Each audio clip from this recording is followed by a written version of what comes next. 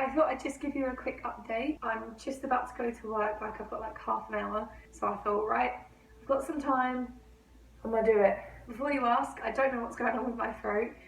Me and my housemates have a theory that it's the aircon messing me up, because literally every morning I'm like, good morning.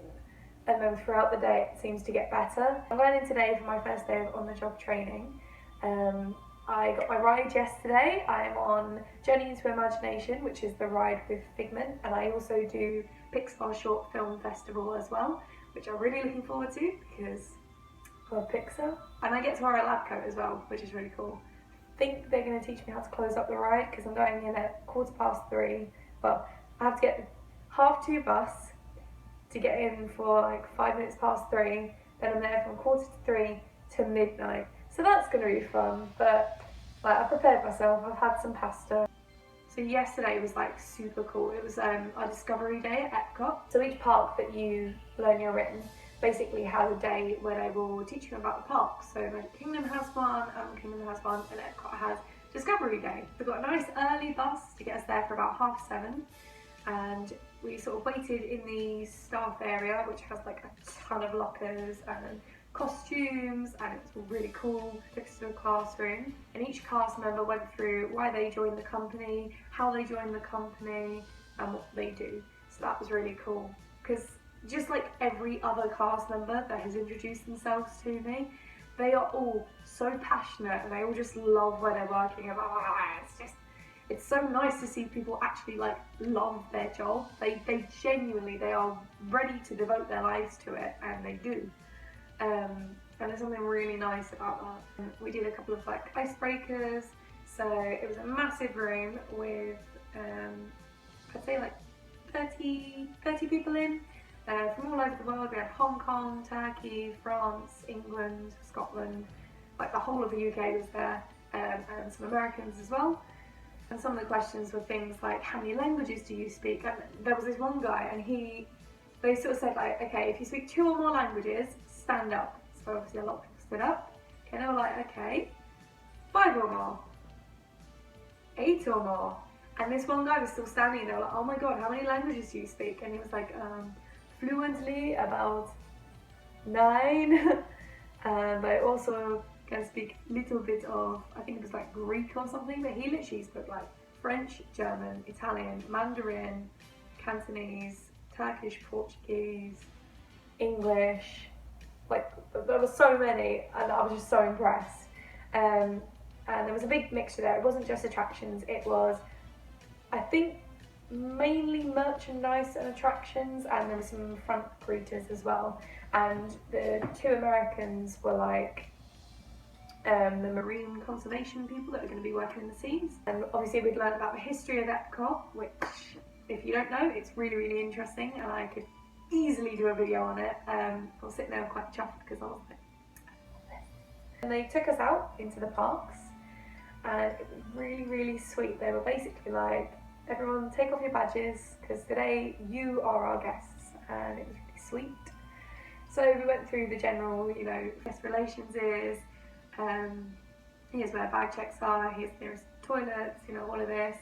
We rode on Spaceship Earth, just randomly. They were like, do you want to go on Spaceship Earth? And I was like, yes I do. So we went on that, which was really sweet. And then we came out and went round, obviously both sides of Future World. And then they took us to like the middle bit with the big fountain at the back of Spaceship Earth, and they actually told me something that I didn't know. That sounds really vain, but like I know so much trivia. They were saying that the fountains go off every 15 minutes, and they're made by the same people that did the Las Vegas water. When the park opened, all the nations involved poured water from their own rivers into the fountain. Then directly behind the fountain they took us to this big circle, which they told us was the centre of the Florida property. So all the parks, literally the whole property, they took us to that bit, and they were like, we're right in the centre. And something very cool happened, but I have sworn on Mickey I will not reveal anything, so sorry. Then they were like, I hope you got good walking shoes on because we're going around World Showcase. So we started heading that way, and they were like, it's pretty hot and I'm pretty tired. should we take a boat? And then we went on a guided boat tour around the Centre Lake, and they were basically like, here's Germany, you know, here's Norway, and that was really sweet. Then they showed us just a few more bits, you know, where baby changing is, and more cost, entrances and things. Then we went down, kind of wrapped up, and then our leaders came and got us and told us what our roles were, what we would be wearing, and where we needed to meet tomorrow. On the way back down to the cast member base, I was talking to Joanna, who's also at Epcot. She's on Soaring though. Oh my god, like, she should be so hyped. I mean, she is, but I'm so happy for it. It's exactly the one she wanted. But I was talking to Joanna. We'd just come out of Mexico, and I was basically saying, oh, did you know that the back of the Tower of Terror is painted to look kind of Mexican because you can see it from the pavilion, and it's right behind, so they wanted it to kind of blend in. And she was like, oh, cool. And one of our trainers behind us was like, oh, how long did it take you to find out that? And Joanna was like, oh, she knows loads of trivia. And we just kind of got talking, and he asked, you know, what got you into this? Because he'd been telling us before that he was a massive Walt fan. Like, he basically studied Walt, and he'd already given me like book recommendations and stuff. So I think he knew I was kind of interested. And I said, you know, obviously the movies first. Then as I got older, I could appreciate the details in the parks. Family holidays for me were quite rare. So any time that we went on a holiday together was really special, and like going to Disney as well, it just, like, I remember so much from my holidays because it was just that intense in my head, the emotions. So there was that. And then I said, and then in the last like 2 years, I've been getting more into Walt's history, the movie's history, the park history. Like, I love learning about all of it. And we started talking about our favourite movies, Lion King, Pinocchio, talking about how much of a masterpiece Pinocchio is.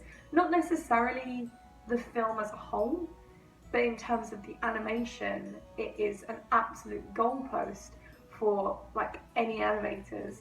So we were talking about that, and that was really cool. And it got to the point where literally, like, we got back into the classroom and he sort of walked with me to my chair and went, oh, yeah, we should stop talking. He was like, we'll resume this though.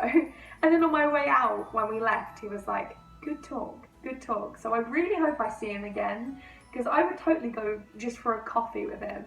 Like, nothing even creepy, literally to just talk about Disney. Like, him and some of my trainers in Traditions, I was literally like, they started talking about the lack of the nighttime parade, and I was like, can I join your table? Like, they're just talking on their break, and I'm home here. It's wonderful.